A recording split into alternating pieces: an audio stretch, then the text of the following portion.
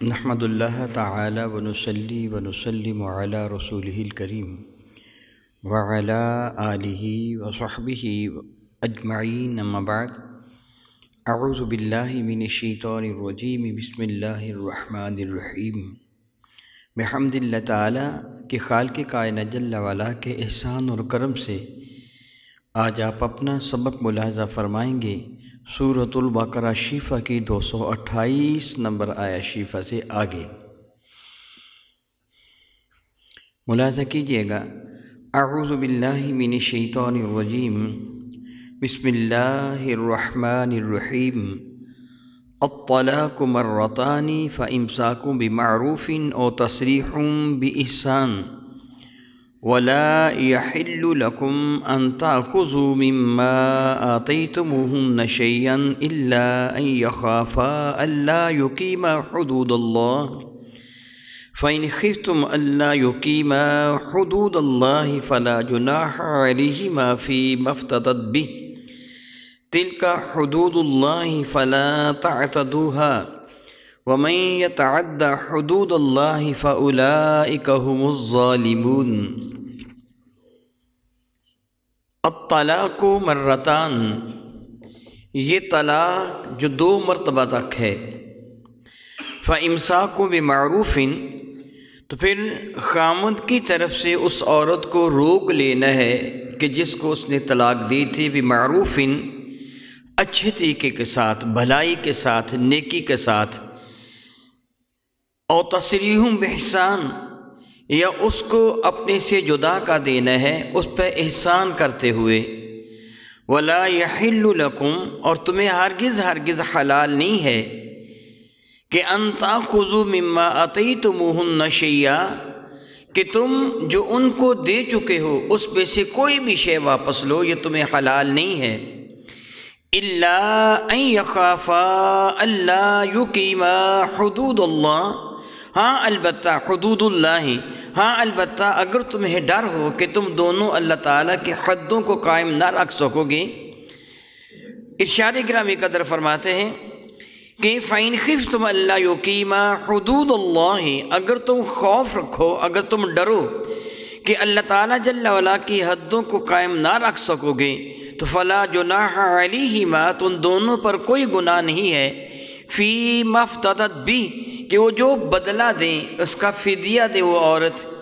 تلک حدود اللہ اللہ تعالیٰ جل وعلا کی قائم فرمودہ حدیں ہیں، فلا تعتدوها ان سے تجاوز نہ کرو، آگے نہ بڑھو، ومن یتعد حدود اللہ جس کسی نے اللہ تعالیٰ کی حدوں سے آگے بڑھنے کی کوشش کی، فاولئک هم الظالمون تو یہی وہ لوگ ہیں کہ جو ظالم ہیں، یعنی جو اللہ تعالیٰ نے جو قوانین ارشاد فرما دیے ہیں ان قوانین کو توڑنے کی اجازت نہیں ہے، ان قوانین کو اپنانا ہوگا، وگرنہ تم ظالم کہلواؤ گے اللہ تعالیٰ جل وعلا کے حضور، تم اچھے نہیں ہوگے بلکہ اللہ تعالیٰ تم پہ غضب نازل فرمائے گا، ناراض ہو جائے گا تم سے۔ طلاق اچھی چیز نہیں ہے، مباح چیزیں جن کو اللہ تعالیٰ نے مباح قرار دیا ہے، جائز قرار دیا ہے، ان میں سب سے زیادہ ناپسندیدہ عمل طلاق ہے۔ شادی، بیاہ، نکاح طلاق کے لیے نہیں کیا جاتا، زندگی نبھانے کے لیے کیا جاتا ہے، اللہ تعالیٰ کے نبی کی سنت مطہرہ پہ عمل کرتے ہوئے نسل کو آگے بڑھانے کے لیے جو تقاضۂ فطرت ہے اس کو اپنانے کے لیے نکاح کیا جاتا ہے۔ اور رب کائنات جل وعلا کی شان بھی نیازی ہے کہ میاں بیوی کے درمیان اللہ تعالیٰ جل وعلا ایسی محبت پیدا فرما دیتا ہے کہ وہ بیٹی کہ جس سے زندگی کا ایک طویل حصہ جب تک اس کی شادی نہیں ہوئی اپنے ماں باپ کے گھر میں گزارا ہوتا ہے، اس کے در و دیوار سے وہ مانوس ہوتی ہے، اپنے والدین کا گھر اس نے سجایا ہوتا ہے، لیکن جب شادی ہو جاتی ہے تو رب کائنات کی قدرت دیکھ کے اس کے دل میں اس کے خاوند کی محبت پیدا ہو جاتی ہے، وہ نئے گھر کو اب اپنا گھر سمجھتی ہے، اس کا پرانا گھر اس کے لیے اجنبی ہو جاتا ہے، حالانکہ یکا یک کسی کا دوسرے جگہ منتقل ہو کر دل لگانا مشکل ہوتے ہیں، لیکن اللہ تعالیٰ جل وعلا کا قانون دیکھیے، قانون قدرت ہے کہ جب بیٹی اپنے سسرال کے ہاں جاتی ہے تو 1-2 دن کے اندر ہی اس کا دل وہاں لگ جاتا ہے، وہ مطمئن ہو جاتی ہے، والدین کو وہ چھوڑ دیتی ہے، یعنی ان سے الگ ہو کر اپنے خاوند کے گھر زندگی بسر کرتی ہے اور اپنے والدین سے اداس نہیں ہوتی، عمومی طور پر ایسے ہوتا ہے۔ اسی طرح اس کا خاوند اس کی تمام تر توجہ کا مرکز اور محبتوں کا محور اس کی بیوی بن جاتی ہے۔ گویا اللہ رب العزت جل وعلا نے اپنی قدرت کاملہ سے دونوں کے دلوں میں محبتیں پیدا فرما دیں، اور یہ محبت اس لیے پیدا فرمائی ہیں کہ زندگی آئندہ آسانی کے ساتھ گزر سکے۔ لیکن کبھی ایسی صورتحال پیدا ہو سکتی ہے کہ خدا نخواستہ علیحدگی کی صورت ہو، وہ ایسی صورت میں اسلام نے طلاق کو جائز رکھا۔ بلا وجہ طلاق دینا ناجائز ہے، گناہ ہے۔ اگر بیوی طلاق کا مطالبہ کرے گی تو حدیث مبارکہ کا مفہوم بنتا ہے جو عورت بلا وجہ اپنے خاوند سے طلاق کا مطالبہ کرتی ہے، معاذ اللہ وہ جنت کی خوشبو نہیں سونگے گی، یعنی اللہ تعالیٰ اس سے ناراض ہے۔ اسی طرح خاوند کو منع کر دیا گیا کہ تو ظلم کرتا ہوا اپنی بیوی کو طلاق نہ دے۔ اگر کوئی صورتحال ایسی ہو جائے کہ تمہیں علیحدہ ہونا ہے تو پھر اللہ تعالیٰ نے ایک اصول مقرر فرمایا میرے نبی کے حوالے سے، 3 طلاق رکھی کہ پہلے 1 طلاق دے دو اور پھر 1 مہینہ تک انتظار کرو، اور یہ طلاق مستحب یہ ہوگا، صحیح طریقہ ہی ہوگا۔ آپ اس کو لفظ سنت سے بھی تعبیر کر سکتے ہیں، یعنی طریقہ کار یہ ہے۔ سنت کا لفظی معنی طریقہ ہوتا ہے، آئین اور قانون ہوتا ہے کہ جب عورت طہر سے پاک ہو، یعنی اب عورت طہر میں داخل ہو، پاک طہر اور پاک ایک ہی لفظ ہے، یعنی جب مخصوص ایام سے عورت پاک ہو تو ایسی صورت میں اسے قرب صنفی کیے بغیر خاوند اس کو 1 طلاق دے دے، آئندہ ماہ تک انتظار کریں۔ جب وہ دوسری مرتبہ پیریڈ سے پاک ہو تو پھر رجوع کیے بغیر وہ دوسری طلاق دے دے، پھر تیسرا مہینہ جب آئے تو پھر تیسری طلاق دے دے۔ یہ طریقہ ہے جس کو طلاق حسن کہتے ہیں، اور یہی طریقہ یعنی سنت ہے۔ سنت سے مراد میرے نبی کا ارشاد فرمودہ طریقہ ہے کہ اس انداز سے طلاق دی جائے۔ اگر کوئی آدمی اپنی بیوی کو 1 طلاق دیتا ہے، 1 طلاق دینے کے بعد وہ رجوع نہیں کرتا ہے، تو ایسی صورت میں عدت گزر جانے کے بعد وہ عورت آزاد ہو جاتی ہے۔ اس کو طلاق احسن کہتے ہیں۔ بہترین طلاق کا طریقہ یہی ہے کہ 1 طلاق دے دے، اس کے بعد دوسری طلاق نہ دے۔ 2 طلاق تک اگر 1 طلاق دی ہے، رجوع نہیں کیا، دوسری طلاق دی ہے، دونوں صورتوں میں اگر عدت کے اندر طلاق بائنہ اگر ہو جائے تو عدت کے اندر طلاق راجعی ہی تو عدت کے بعد دوبارہ پھر بغیر کسی ہچکچاہٹ کے نکاح کیا جا سکتا ہے۔ طلاق بائنہ کی عدت بھی گزر جائے تب بھی نکاح کیا جا سکتا ہے۔ 2 طلاق ہو جائے، یعنی 1 طلاق اس کے بعد رجوع کی اجازت، پھر دوسری طلاق، اگر وہ دوسری طلاق بائنہ ہے یعنی ایسی صورت میں کہ وہ طلاق اس سے بائنہ دی ہے یا عدت گزر گئی ہے، پہلی طلاق کی یا دونوں طلاق کی عدت گزر گئی ہے، خواہ کتنا بھی عرصہ گزر گیا، 1 2 ماہ 6 ماہ 1 سال 2 سال 3 سال کتنا عرصہ بھی گزر گیا طلاق دیے ہوئے، تو خاوند بغیر کسی ہچکچاہٹ کے اپنی سابقہ منکوحہ سے دوبارہ نکاح کر سکتے ہیں۔ کسی وہ جو آج کل معاذ اللہ وہ حلالہ شلالہ کسی چیز کی ضرورت نہیں ہے۔ میاں بیوی دوبارہ اثر نو تجدید نکاح کر سکتے ہیں، ان کا دوبارہ پھر نکاح ہو جائے گا، اور اس پہ کسی طرح کا نہ کوئی کفارہ ہوگا، نہ جرمانہ ہوگا، نہ کوئی ایسی بات ہوگی۔ یہ 2 طلاق تک ہے۔ لیکن اگر اس سے تیسری طلاق بھی دے دی تو اب اس کے لیے حلال نہیں ہوتی، جس طرح اگلی برکہ میں آ رہا ہے۔ رب ذوالجلال نے ارشاد فرمایا کہ طلاق مرتانی، طلاق جو 2 مرتبہ تک ہے۔ اب یہ قرآن کریم کا ارشاد ہے، کسی بندے کی اپنی مرضی نہیں ہے۔ میں اللہ تعالیٰ سے معافی مانگتا ہوں، بعض اوقات بندے کہہ دیتے یہ 3 طلاقیں دے دو تو 1 ہوتی ہے۔ میرے اللہ نے کتنی اچھی طرح وضاحت فرمائی، طلاق 2 مرتبہ تک اگر دی ہے تو ایسی صورت میں وہ فَإِمْسَاكُ بِمَعْرُوفٍ، اگر تمہاری نیت میں بھلائی آ گئی ہے، صلح کا ارادہ ہے، تو اپنی بیوی کو اچھے طریقے سے روک لو، احسان کرتے روک دو۔ اور اگر تم اس سے علیحدگی ہی چاہتے ہو تو پھر اس بیچاری پہ الزام لگائے بغیر اس سے علیحدگی اختیار کر لو۔ آپ قبل ازیں سن چکے ہیں کہ سیدنا فاروق اعظم رضی اللہ تعالیٰ عنہ نے اپنے بیٹے کو حکم دیا تھا کہ اپنی بیوی کو طلاق دے دیں۔ وہ پوچھتا رہا تھا کہ میری بیوی کا قصور کیا ہے، تو آپ نے اس کی بیوی کی کوئی بھی شکایت نہیں لگائی تھی کہ تیری بیوی میں یہ عیب ہے، حالانکہ عیب تھا۔ فاروق اعظم نے ظلم نہیں کیا تھا، لیکن فاروق اعظم چاہتے تھے کہ میں اس بیچاری کے عیب کو چھپا لوں، یہ لوگوں کے سامنے معاذ اللہ بے عزت نہ ہو جائے، خامد کی نظر میں اس کا وقار نہ گر جائے، کسی دوسرے گھر میں اس کا آباد ہونا آسان رہے، کہا جائے کہ اس کو طلاق ہوگی، بس اتنا ہی کافی ہے۔ فاروق اعظم جانتے تھے کہ اس کے اندر عیب کیا ہے، اس لیے میرے نبی نے ان کے بیٹے کو کہا تھا تیرے ابا کو پسند نہیں، اس کو طلاق دے دے۔ دراصل اس کے عیب کو چھپا لیا گیا تھا کہ میرے نبی فرماتے ہیں جو دنیا میں کسی کے عیب پر پردہ ڈالتا ہے قیامت کے دن اللہ تعالیٰ اس کے عیبوں پہ پردہ ڈال دے گا۔ اس لیے حتی الامکان عیب چھپانا چاہیے، اگر علیحدگی کی صورت ہو تو پھر علیحدہ کر دینا چاہیے۔ رب کریم ارشاد فرماتا ہے تصریح بإحسان، یا نیکی اور بھلائی کرتے ہوئے الگ کر دیا جائے گا۔ وَلَا يَحِلُّ لَكُمْ أَن تَأْخُذُوا مِمَّا آتَيْتُمُوهُنَّ شَيْئًا، اور تمہیں یہ حلال نہیں ہے کہ جو تم عورتوں کو حق کے مہر دے چکے ہو، جو تحائف تم اپنی بیوی کو پیش کر چکے ہو، اب واپس مطالبہ کرو کہ تیرا میرے ساتھ کوئی تعلق نہیں رہ گیا، واپس کر دیں۔ یہ بات درست نہیں ہے، یہ تو ویسے ہی ایک انسانیت کی توہین ہے کہ تم کو چیز دو دے کر واپس لے لو۔ میرے نبی علیہ السلام کا ارشاد گرامی قدر ہے، جو تحفہ ہدیہ دے کر واپس مانگتا ہے، واپس لیتا ہے، اس کی مثال اس کتے کی ہے جو الٹی کر کے خود ہی کھا جاتا ہے۔ اور کتے کی عادت ہے وہ کرتا ہے، کر کے خود ہی کھا لیتا ہے۔ اس بندے کی یہ عادت ہے جو کسی کو ہدیہ دے کر، تحفہ دے کر پھر واپس مانگتا ہے۔ یہ درست نہیں ہے کہ جو تم بیویوں کو حق کے مہر دے چکے ہو یا تحائف دے چکے ہو کہ واپس لو، اس چیز کی اجازت نہیں ہے۔ ہاں الا ان یخافا الا یقیما حدود اللہ، اگر تمہیں یہ ڈر ہو کہ تم اللہ تعالیٰ کی حدوں کو قائم نہیں رکھ سکو گے